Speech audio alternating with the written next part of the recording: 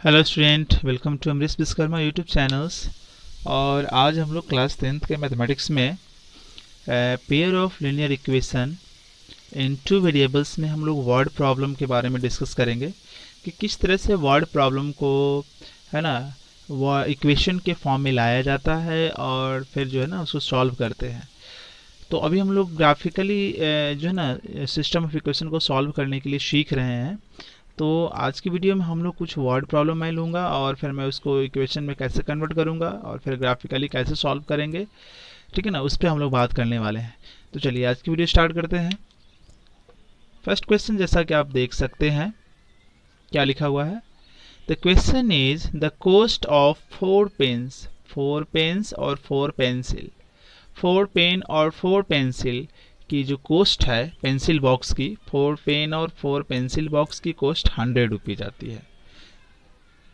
ठीक है, यानी कि 4 pen boxes plus 4 pencil boxes कितने में आते हैं? वो 100 में आते हैं। पहले हम लोग रफ बना लेते हैं इसका।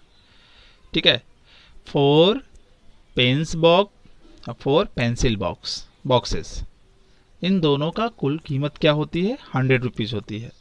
3 times the cost of pen, जो पेन की जो कॉस्ट है, पेन की कॉस्ट का कितना? 3 टाइम्स। पेन की कॉस्ट का 3 टाइम्स।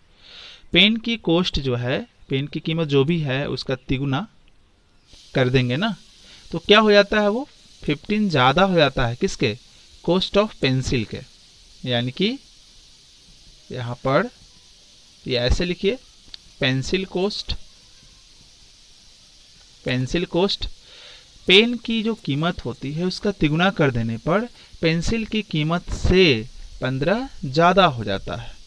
तो ये 15 ज्यादा किससे हो जाता है? किस में हो जाता है? 15 ज्यादा पेंसिल की कीमत में हो जाता है। तो पेंसिल की कीमत में हम 15 ज्यादा कर देंगे। समझ गए ना? तो ये हमारा एक रफ सा जो है ना इस क्वेश्चन का रफ फॉर्म तैयार हो गया। अब हम लोग इसको इक्वेशन के फॉर्म में कन्वर्ट करेंगे। एक बार फिर से इसको देख लीजिए। 4 पेन बॉक्सेस की कीमत और 4 पेंसिल बॉक्सेस की कीमत दोनों को मिलाकर टुगेदर 100 रुपीज, और एक पेन की कीमत को तिगुना कर देते हैं तो एक पेंसिल की जो कीमत होती है उसमें 15 ज्यादा हो जाता है। तो पेंसिल की कीमत में 15 ज्यादा करके ऐसे हमने इसको लिख दिया। अब हम इसको इक्वेशन के फॉर्म में कैसे लाएंगे? तो हमें एक पेन की कीमत क्या है, एक पेंसिल की कीमत क्या है, पहले तो हमें बताना क्या है? हमें बताना है कि इसका इक्वेशन तैयार कीजिए। फिर बोल रहा है कि एक पेन की कीमत और एक पेंसिल की कीमत बताइए। तो हम लोग मान लेते हैं, let the cost of a pen, एक पेन की कीमत हम लोग मान लेते हैं Rs x रुपया। ठीक है, and cost of a pencil be y। क्योंकि ये 2 वेरिएबल का इक्वेशन बनाना है आपको, तो 2 वेरिएबल आपको लेना ही पड़ेगा, x और y। ठीक है, अब हम लोग आइए इक्वेशन फॉर्म करते हैं। सबसे पहले वाले चीज को देखते हैं। इसमें क्या कर रहा है? 4 पेन बॉक्स। तो एक पेन कितने में आते हैं? x में आएंगे। तो 4 पेन कितने में आएगा? 4x में आएगा, 4 इंटू एक्स में आएगा। एक पेन आता है x रुपए में, तो 4 पेन आएगा आपका 4 इंटू एक्स। जैसे एक पेन आता है 5 रुपए में, तो 4 पेन लेना होगा, तो 5 इंटू 4 यानी कि 20। तो उसी तरह से आपका एक पेन आती है x में, तो 4 पेन आएगी 4 इंटू एक्स में, इतने रुपीज में, प्लस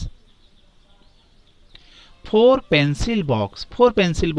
तो एक पेंसिल आती है यहाँ पर y रुपये में, तो 4 पेंसिल कितनी में आएगी? 4y में, और कुल मिलाकर उसको 100 उसके पैसे लगते हैं टोटल।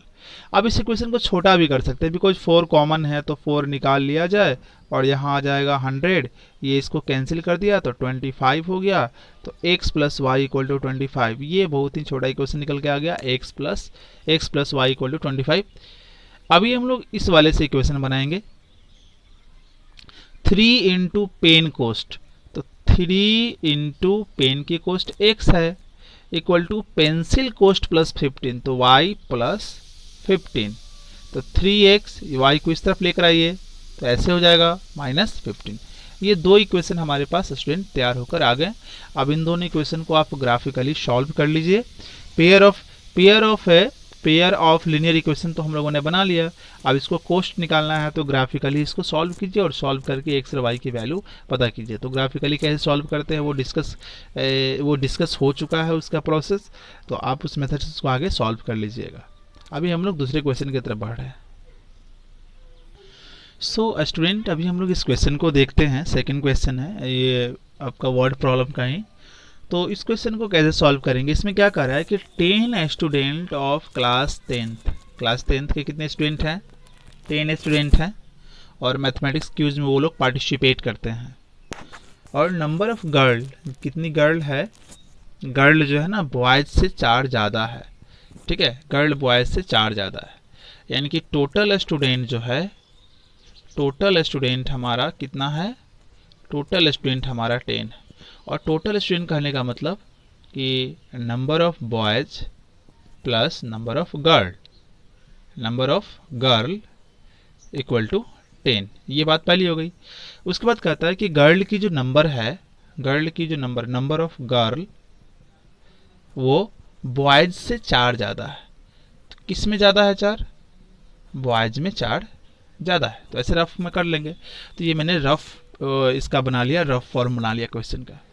तो अब हमें यहाँ क्या चाहिए, क्वेश्चन में कह रहा था कि इसको इसका इक्वेशन बनाइए और समझ गए ना, और उसके बाद ग्राफिकली इसको सॉल्व कीजिए। तो मैं इक्वेशन बता दे रहा हूँ, ग्राफिकली आपको सॉल्व करने आता है, फिर वहाँ से आप उसको सॉल्व कर लीजिएगा।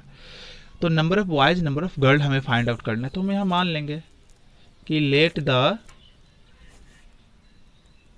Number of girls and boys of class 10th respectively be x and y। Number of girls मैंने मान लिया x और नंबर ऑफ बॉयज मैंने मान लिया y।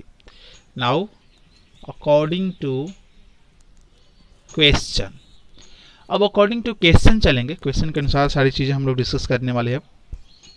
ठीक है, यहाँ टोटल स्टूडेंट 10 कह रहा था, means number of boys plus number of girl दोनों मिलाकर 10 हुआ ना। तो नंबर ऑफ गर्ल हमारा x है और number of boys y equal to 10, equation number 1। Number of girl equal to number of boys plus 4। तो नंबर ऑफ गर्ल x है equal to number of boys y plus 4। तो इसको इस तरफ लेकर आएंगे, x minus y equal to 4, और ये हमारा इक्वेशन नंबर 2। अब इन दोनों इक्वेशन को हमने इक्वेशन के फॉर्म में इस वर्ड प्रॉब्लम को ला दिया। अब इसको ग्राफिकली आप यहाँ से सॉल्व कर लीजिएगा। सो स्टूडेंट क्वेश्चन नंबर 3 में हम लोग देखेंगे, ये जो क्वेश्चन नंबर 3 है इसमें हम लोग देखेंगे कि किस तरह से इस वर्ड प्रॉब्लम को इक्वेशन के रूप में हम लोग लाएंगे। ठीक है, और फिर इसको सॉल्व कैसे करेंगे और ग्राफिकली सॉल्व करना है, क्योंकि अभी तक हम लोगों ने एक ही मेथड पढ़ रखा है ग्राफिकली। इसके बाद हम लोग अलजेब्रिक मेथड पढ़ेंगे, तो आपके पास बहुत सारे ऑप्शन हो जाएंगे किसी भी सिस्टम ऑफ इक्वेशन को सॉल्व करने के लिए। तो क्वेश्चन क्या है, क्वेश्चन ये है कि half the perimeter of A garden, एक गार्डन है, गार्डन जो है यहाँ पर रेक्टेंगल शेप का है, क्योंकि यहाँ पर लेंथ और ब्रेथ अलग अलग जो है ना दिया हुआ है। तो ये आपका रेक्टेंगल शेप का है, मैंने इसका नाम दे दिया A, B, C और D। ये हमारा एक गार्डन है और गार्डन का half the perimeter of garden हम लोग पहले रफ तैयार कर लेते हैं इधर। ठीक है, पहले यहाँ हम लोग रफ तैयार कर लेते हैं। पेरीमीटर का हाफ जो है हमें कितना दे दिया है, half the perimeter of A garden is 36। Perimeter का जो हाफ है वो कितना है हमारा 36 है। चलिए, अब यहाँ कह रहा है कि जो लेंथ इसका है, जो लेंथ है ना वो 4 more than its width means breadth, चौड़ाई, जो विड्थ है लेंथ विड्थ से 4 ज़्यादा है। तो किस में 4 ज़्यादा है, विड्थ में 4 ज़्यादा है। ठीक है ना, इस तरह से कर देंगे इसको हम। ठीक है। अब ये हमारा रफ तैयार हो गया। अब हम यहाँ पर इसको सॉल्व करेंगे। तो हमें बताना है कि इसको इक्वेशन का फॉर्म में लाइए और उसके बाद फिर ग्राफिकली इसको सॉल्व कीजिए। तो लेंथ और ये जो ब्रेथ है, विड्थ है, हमें नहीं पता है, तो हम इसको कंसीडर कर लेते हैं कि let the length and breadth of a garden be x and y metre metre respectively. तो इसको x मान लिया, इसको y मान लिया। Now according to question student, अभी हम लोग फर्स्ट वाले को देखिए क्या बोल रहा है, पैरामीटर बाई 2 इक्वल टू 36। तो पैरामीटर क्या होगा, रेक्टेंगुलर जो गार्डन है इसका पैरामीटर क्या हो जाएगा। तो पैरामीटर का तो फॉर्मूला होता है, हमें क्या दिया हुआ है, गिवन दैट कि half of parameter is 36 and the parameter का फॉर्मूला कितना हो जाएगा, 2 into l plus b by में 2 इक्वल टू 36। ये 2 कैंसिल, तो length plus breadth equal to 36 और लेंथ हमारा x हुआ और ब्रेथ हमारा y हुआ और यहाँ हुआ हमारा 36। Equation number 1। इसके बाद and length equal to width plus 4। तो लेंथ तो हमारा x है, x इक्वल टू विड्थ यानी कि ब्रेथ y प्लस 4। इस तरफ से लेकर आएंगे तो x minus y equal to 4, equation 2। अब इसको ग्राफिकली स्टूडेंट सॉल्व कर लीजिए और सॉल्व करके एक्स वाई की वैल्यू यहाँ से आप लोग निकाल सकते हैं। सो स्टूडेंट क्वेश्चन नंबर इसको देखते हैं हम लोग। ये थोड़ा सा एज से रिलेटेड प्रॉब्लम है, वर्ड प्रॉब्लम है, तो इसको हम लोग डिस्कस कर लेते हैं अभी। कि Aftab tells his daughter, Aftab अपनी बेटी से बोलता है कि 7 years एगो, है ना, 7 साल पहले। ठीक है, तो अगर मैं आफ्ताब है और आफ्ताब की बेटी का नाम मैं कुछ मान लेता हूँ, मैं मोना मान लेता हूँ, मोना। ठीक है, आफ्ताब की बेटी का नाम मैंने मान लिया मोना। तो मैं इसका रफ पहले यहाँ तैयार कर लेता हूँ। आफ्ताब है और उस बेटी उसकी है मोना। ठीक है, M, A for Aftab, M for Mona. तो Aftab tells his daughter, Aftab अपनी बेटी यानी बेटी जिसको मैंने मोना मान लिया है, नाम मान लिया है, वो बोलता है आफ्ताब कि 7 years एगो, 7 साल पहले। तो 7 साल पहले आफ्ताब हो जाएगा a माइनस 7, पहले में उम्र कम हो जाएगी ना, तो यहाँ भी m माइनस 7। पहले में वो आपको जितना साल बोलेगा उतना माइनस करना पड़ेगा। आफ्ताब अपनी बेटी मोना से कहा कि 7 साल पहले, तो ये वाली सिचुएशन हो जाएगी। I was 7, है ना, I was 7 times, sorry student यहाँ टाइम्स छूट गया था, यहाँ टाइम्स आएगा। I was 7 times as old as you were then। ये आफ्ताब बोल रहा है कि 7 साल पहले चले हम लोग, तो a माइनस 7 और m माइनस 7 होगा। तो मेरी उम्र जो है ना, ये आफ्ताब है, ये मेरी उम्र जो है तुम्हारी उम्र की 7 गुनी थी।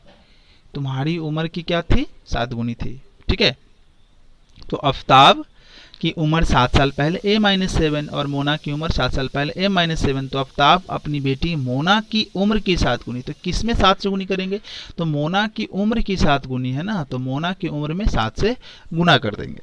चलिए, ये वाली बात यहाँ तक हो गई। ऑल्सो 3 years फ्रॉम नाउ, अब से 3 साल बाद, आने वाले में, फ्यूचर में चले हैं हम लोग। तो आफ्ताब का हो जाएगा a प्लस 3 और यहाँ मोना का हो जाएगा m प्लस 3। 3 साल बाद ना, बाद में उम्र बढ़ेगी, है ना। आई शैल बी 3 times, अब आफ्ताब बोल रहा है कि मैं 3 साल बाद हम लोग चले ना, तो मैं तुम्हारी उम्र का 3 गुना हो जाऊंगा, आफ्ताब बोला। तो अपनी बेटी की उम्र का क्या हो जाएगा, वो 3 गुना हो जाएगा। तो ये इसका रफ तैयार हो गया स्टूडेंट। और अब हम लोग इसको इस क्वेश्चन के रूप में इसको सॉल्व करेंगे और इक्वेशन का रूप देंगे। तो इसमें क्या है, मान लिया जाए आफ्ताब है, let the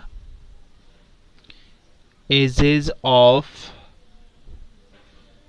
Aftab and his daughter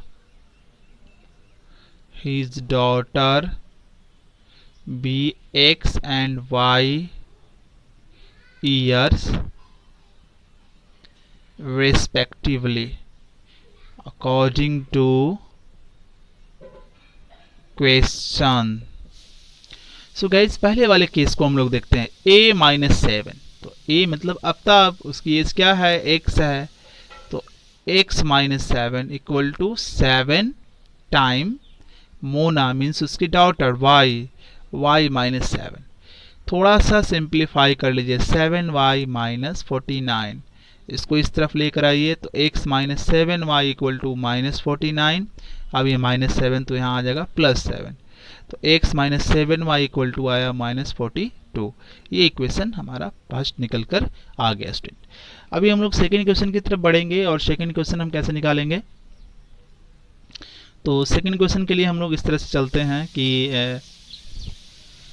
देखिए a प्लस 3, तो x प्लस 3 और 3 टाइम्स m प्लस 3 यानी कि y प्लस 3। तो ये हो जाएगा x plus 3 equal to 3y plus 9। एक तरफ इसको लेकर चलते हैं हम लोग, x माइनस 3y और ये 3 इधर जाएगा तो 6, और इस तरह से हमारा ये दूसरा इक्वेशन यहाँ पर तैयार होगा स्टूडेंट। अब इसको ग्राफिकली यहाँ से आप लोग सॉल्व कर लेंगे इसको। सो स्टूडेंट एक और क्वेश्चन हम लोग कर लेंगे और इस वीडियो की लास्ट क्वेश्चन होगा।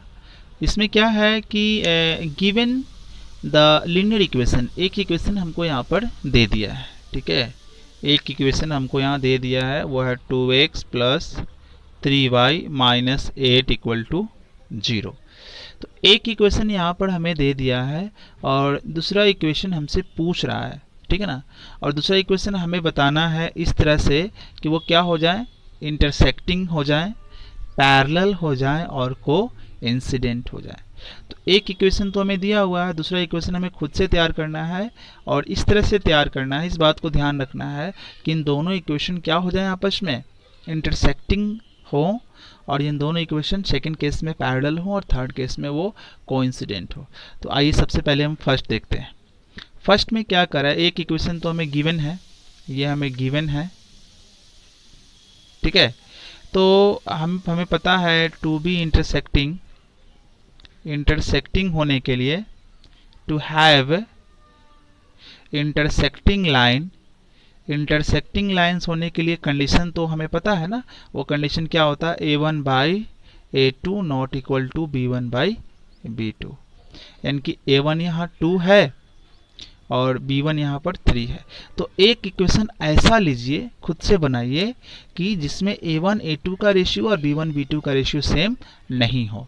तो अगर मैं यहाँ एक ऐसा ले लेता हूँ, 4x कर दे रहा हूँ, मैं यहाँ 9y कर दे रहा हूँ और यहाँ मैं 18 कर दे रहा हूँ, इस तरह से इक्वल टू 0। आइए चेक करके देख लीजिए, 2/4 का रेशियो a1 बाई a2, यहाँ पर देख लीजिए a1 बाई a2 कितना आया, a1 बाई a2 आएगा 2/4, यानी क्या आया स्टूडेंट 1/2। फिर यहाँ पर b1 बाई b2, यह हमारा 3 और यहाँ 9, 3/9, यह आया स्टूडेंट 1/3। तो यहाँ से प्रूफ हुआ ना कि a1 by a2 not equal to b1 by b2, ये दोनों आपस में बराबर नहीं है। यानी कि इसके लिए हमने जो यहाँ पर इक्वेशन तैयार किया है वो जो है ना क्या शो कर रहा है, दोनों मिलकर इंटरसेक्टिंग लाइन शो करेगा, क्योंकि इसकी जो कंडीशन है उसको ये पूरी तरह से सेटिस्फाई कर रही है, ठीक है। अब हम लोग आते हैं पैरेलल वाला केस देखते हैं। तो पैरेलल वाला केस में हम लोग क्या करेंगे, point number 2, case number 2 discuss करेंगे।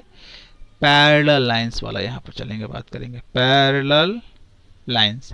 तो पैरेलल लाइंस होने के लिए कंडीशन क्या होती है, a1 by a2 equal to b1 by b2 not equal to c1 by c2, यानी कि आपको ऐसा इक्वेशन बनाना है जिसमें a1 a2 b1 b2 का रेशियो सेम हो जाए और c1 c2 का रेशियो अलग आ जाए।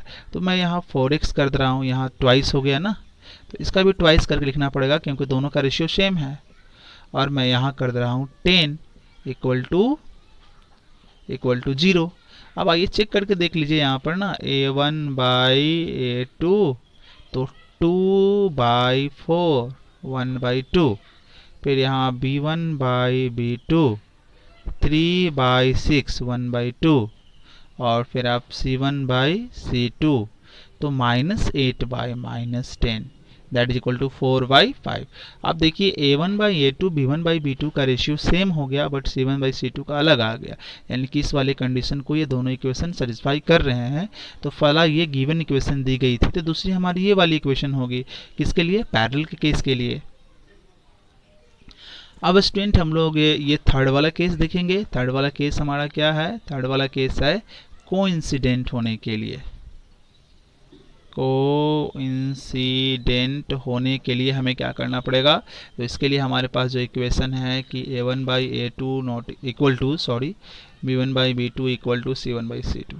तो यहाँ पर जो हमें इक्वेशन दूसरी जो बनानी है वो इस तरह से बनानी है, इस बात को ध्यान में रखनी है कि सभी का रेशियो आपस में सेम होना चाहिए। तो अगर मैं इसका ट्वाइस करके लिख रहा हूँ तो सबका ट्वाइस करके लिख दीजिए, तो अपने आप हो जाएगा इक्वेशन 16 इक्वल टू 0। चेक कर लीजिए, तो 2/4 1/2, 3/6 1/2, -8/-16 माइनस कैंसिल 1/2। तो सारा का A1/A2 equal to B1/B2 equal to C1/C2 सारा सेम हो गया, यानी कि यहाँ जो केस हुआ ये कोइंसिडेंट लाइन वाली ये केस को सेटिस्फाई कर रहा है। तो स्टूडेंट आज की वीडियो में इतना ही, अगली वीडियो में हम इससे आगे सीखेंगे, और अगली वीडियो में हम लोग जानेंगे कि जब हमारे पास हम जब किसी सिस्टम ऑफ इक्वेशन को ज्योमेट्रिकली सॉल्व कर सकते हैं, with the help of geometrically solve कर सकते हैं, तो फिर हमारे पास दूसरे तरह के मेथड क्यों हैं इक्वेशन को सॉल्व करने के लिए, ठीक है ना। वो सारी चीज़ जानेंगे और ये जानेंगे कि ज्योमेट्री के अलावा और कौन कौन से मेथड हैं जिसके जरिए सिस्टम ऑफ इक्वेशन को हम लोग सॉल्व कर सकते हैं, और उनके बारे में हम लोग बात करेंगे और उनसे रिलेटेड प्रॉब्लम करेंगे। So that's all in today's video student, और rest in the next videos. So keep learnings and keep watching my videos, and don't forget to like it, share it and subscribe it. Okay, thank you.